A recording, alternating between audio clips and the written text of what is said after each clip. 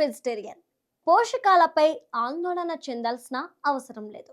మాంసాహారంలో మాదిరిగా ప్రోటీన్, చేపల్లో మాదిరిగా ఒమేగా 3 కొవ్వు ఆమ్లాలు 4 శాకాహారంలో ఉండవు. రోజుకు 4 ఆక్రోట్లు తింటే చాలు. వీటిలో వృక్ష సంబంధ ఒమేగా 3 కొవ్వు ఆమ్లం దండిగా ఉంటుంది. ఇక ఫైబర్, ప్రోటీన్, మెగ్నీషియం, ఫాస్ఫరస్ వంటివి ఆక్రోట్లలో ఉంటాయి. ఇవన్నీ క్యాన్సర్, ఊబకాయం, మధుమేహం, పెద్ద పేగు క్యాన్సర్, ప్రోస్టేట్ క్యాన్సర్, గుండె జబ్బుల వంటి సమస్యలు దరిచేరకుండా కాపాడతాయి. ఆక్రోట్లతో గ్రహణ శక్తి సామర్థ్యము పెరుగుతుంది. సంతాన సమస్యలు అనగానే ఆడవాళ్ల మీదే దృష్టి సారిస్తుంటారు.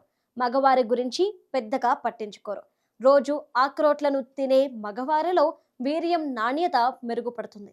సంతానం కలగటానికి తోడ్పడుతున్నట్లు అధ్యయనాలు చెబుతున్నాయి.